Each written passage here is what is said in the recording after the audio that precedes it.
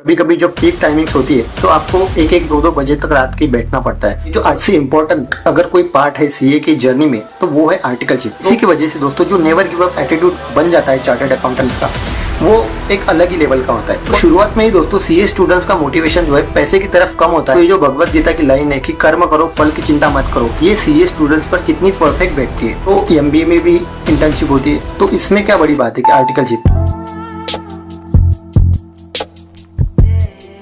तो हमारे ancient India में जब कोई एक्सेल नहीं होता था, जब कोई सॉफ्टवेयर नहीं होते थे, फिर भी अकाउंट्स मेंटेन किए जाते थे, फिर भी पैसों का हिसाब प्रॉपर रखा जाता था। 300 बीसी के अराउंड चाणक्य ने अर्थशास्त्र लिखा और उसमें उन्होंने क्लियरली मेंशन करके रखा है कि स्टेट का पैसा कहाँ आता है, कहाँ से आता है, किसको जाता है, वो सब प्रॉपर रिकॉर्ड उसका मेंटेन होना चाहिए।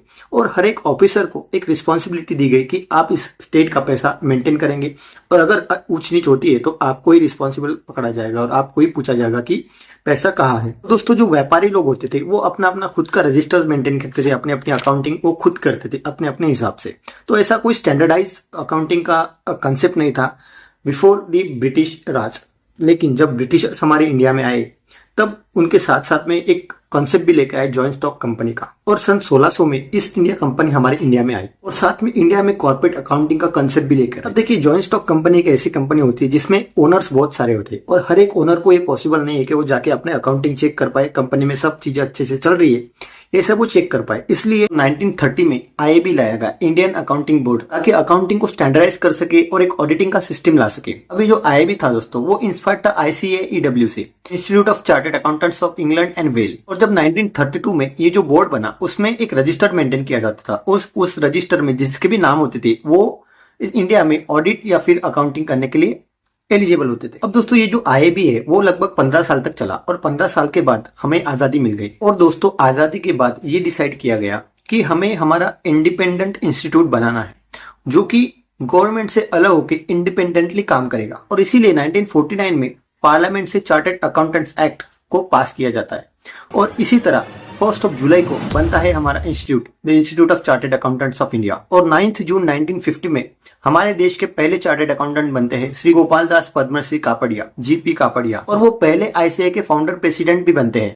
दोस्तों जब आईसीएआई बना तब पूरे इंडिया में 1950 में सिर्फ 1689 ही चार्टर्ड अकाउंटेंट है और ये नंबर बढ़कर 1991 तक सिर्फ 60,000 के करीब ही पहुंच पाए। मतलब ये जो 40 साल थे दोस्तों इसमें सिर्फ 60,000 चार्टर्ड अकाउंटेंट ही बन पाए। क्योंकि ये नंबर इतना कम था इसीलिए जो चार्टर्ड अकाउंटेंट बनते थे वो ट्रेडिशनल ऑडिटिंग या फिर अकाउंटिंग के काम में ही जाते थे ज्यादातर सीए, इसीलिए चार्टर्ड अकाउंटेंट बनते थे ताकि वो ऑडिट कर पाए। मतलब उनका प्राइमरी गोल था वो उनका वही था कि उनको ऑडिटिंग में जाना है या फिर अकाउंटिंग में जाना है। लेकिन दोस्तों 1991 से ये पिक्चर थोड़ी सी चेंज होने लगी। 1991 जहाँ पे सिर्फ 60,000 चार्टर्ड अकाउंटेंट थे वही अगले 10 साल में बढ़कर 2001 में 96,000 चार्टर्ड अकाउंटेंट हो जाते। मतलब पिछले 10 साल में 30,000 चार्टर्ड अकाउंटेंट ऐड हो जाते हैं। आज की डेट में दोस्तों लगभग 4 लाख से ज्यादा चार्टर्ड अकाउंटेंट हमारे इंडिया में है और हर एक फील्ड में, हर एक इंडस्ट्री में अपनी अपनी जगह पे बेस्ट दे रहे हैं। तो सवाल ये आता है दोस्तों कि चार्टर्ड अकाउंटेंट्स इतने वर्सेटाइल कैसे हो गए। वो हर एक इंडस्ट्री में जहाँ पे उनको एक्सपीरियंस भी नहीं है कुछ, वहां पे भी जाके टॉप में बैठे हुए। अगर मैं सीएस होकर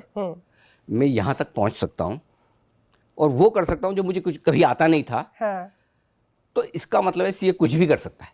और अगर हम देखेंगे दोस्तों मोस्ट ऑफ द कंपनीज के जो सीईओ सीएफओ है वो चार्टर्ड अकाउंटेंट ही है। मतलब अपने फील्ड में तो बेस्ट है ही, लेकिन अगर अलग इंडस्ट्री में जाते जहाँ पे कोई एक्सपीरियंस नहीं है, फ्रेशर की तरह जाते, फिर भी वहां पे वो अपना बेस्ट देके अच्छे पोजीशन पे चले जाते। एक सीए इतना परफेक्ट कैसे हो जाता है दोस्तों, इसके बारे में हम जानते हैं। A person can't be perfect.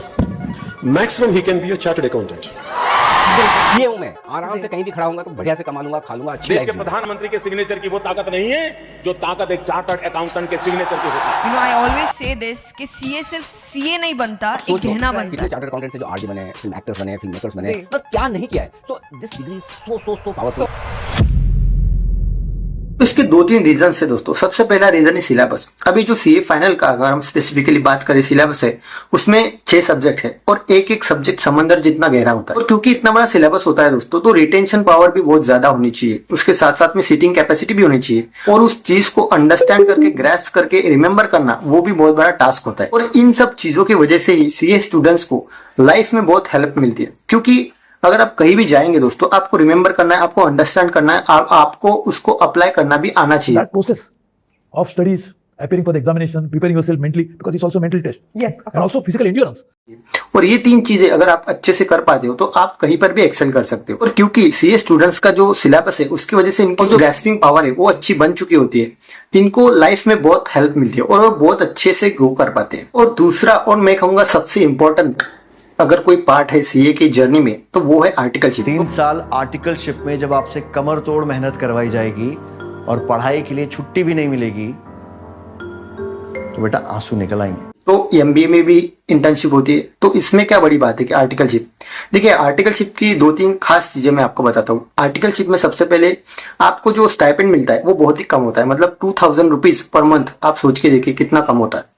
Second, आपको बहुत लॉन्ग आवर्स तक बैठना होता है। कभी कभी जो पीक टाइमिंग्स होती है तो आपको 1-1, 2-2 बजे तक रात की बैठना पड़ता है। जिंदगी में आप उतना ही सक्सेसफुल होंगे जितना आप घिसेंगे। हाँ। और सीए में जो घिसाई होती है वो लाजवाब है। और जो वो 3 साल तक उससे तप कर निकल गया वो सोना बनता है। हाँ। जो आर्टिकलशिप होती है दोस्तों, ये आपके लाइफ के बहुत क्रूशियल पीरियड में हो जाती है कि इंटरमीडिएट पास होने के बाद स्टूडेंट की एज लगभग 18 से लेकर 20 तक होती है।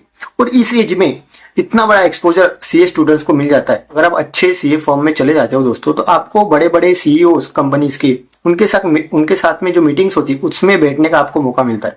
तो ये बहुत बड़ा और अच्छा एक्सपोजर बहुत ही कम एज में सीए स्टूडेंट्स को मिल जाता है। साथ साथ में क्लाइंट को हैंडल करना, प्रॉब्लम सॉल्व करना, ये बहुत ही छोटे एज में आप सीख जाते हो। I remember when I became chartered accountant, the training that I got was of a kind which gives you the ability to look at many issues from multiple angles. And also you can deal with multiple linkages of a single issue. So it gives you 360 degree dimension. Exactly, I fully agree. It's very well said. It's 360 dimensional view of a particular problem. और इसी चीज का फायदा life time CA students को मिलता है दोस्तों। क्योंकि अगर आप सोच के देखें दोस्तों 2000 रुपये महीना कुछ भी नहीं है, तो इसके बावजूद भी सीए स्टूडेंट्स काम करते हैं 2-2, 3-3 बजे तक, वो भी दूसरे के लिए, दूसरे सीए के लिए। तो आप सोच के देखिए दोस्तों, ये जो भगवत गीता की लाइन है कि कर्म करो फल की चिंता मत करो, ये सीए स्टूडेंट्स पर कितनी परफेक्ट बैठती है। तो शुरुआत में ही दोस्तों सीए स्टूडेंट्स का मोटिवेशन जो है पैसे की तरफ कम होता है और किसी चीज को एक अच्छी तरीके से कैसे हम प्रेजेंट कर पाए, कैसे उसको कंप्लीट कर पाए और कम समय में कैसे कंप्लीट कर पाए, इसी पे होता है। और इसी की वजह से वो एक ऑलराउंडर बन जाते हैं बहुत ही कम एज में। और तीसरा रीजन मुझे ऐसा लगता है दोस्तों वो है फेलियर रेट। हाँ, अटेम्प्ट तो यहीं आकर लगता है, पहले तो कभी सोचा भी नहीं फेल। Exactly. टॉप करने वाले लोग हैं, फर्स्ट क्लास है, स्कॉलर्स है, हाँ. लेकिन यहाँ फेल होता है। और वो फेल होने की आदत, या आदत नहीं भी कहूँ तो एक एक्सपीरियंस, yes. वो आपको इतनी स्ट्रेंथ देता है कि जिंदगी में आपके वो आगे बहुत काम आता है। अगर हम देखें तो कोई भी चार्टेड अकाउंटेंट जो बनता है वो एवरेज 3 या 4 बार फेल हो चुका होता है अपने सीए के जर्नी में, चाहे वो फाउंडेशन में हो, इंटरमीडिएट में हो या फिर सीए फाइनल में हो, कहीं ना कहीं वो फेल हो चुका है। उसने जो है फेलियर बहुत अर्ली एज में देख चुका होता है और इसी का फायदा उसको आगे भी मिलता है, क्योंकि फेलियर जो है वो इनएविटेबल है, वो कभी ना कभी आपको मिलेगा। और फेलियर से डर के अगर आप बैठ जाएंगे तो आप आगे कहीं भी नहीं जा पाए। लेकिन सीए स्टूडेंट्स जो अपने अर्ली एज में फेलियर देख चुके होते हैं उनको फेलियर से डर नहीं लगता, बल्कि वो फेलियर को फेस करने की कैपेसिटी बिल्ड कर चुके होते हैं और इसी पर उसको कोई बीट नहीं कर पाता। और इसीलिए दोस्तों हम कोई भी नई इंडस्ट्री में जाए, कहीं पर भी नया काम शुरू करें, अगर हम वहां पे डटे रहेंगे तो डेफिनेटली हम कभी ना कभी तो सक्सेस हो ही जाएंगे। और यही जो मंत्र है वो चार्टेड अकाउंटेंट्स के रगों रगों में खून में दौड़ता है।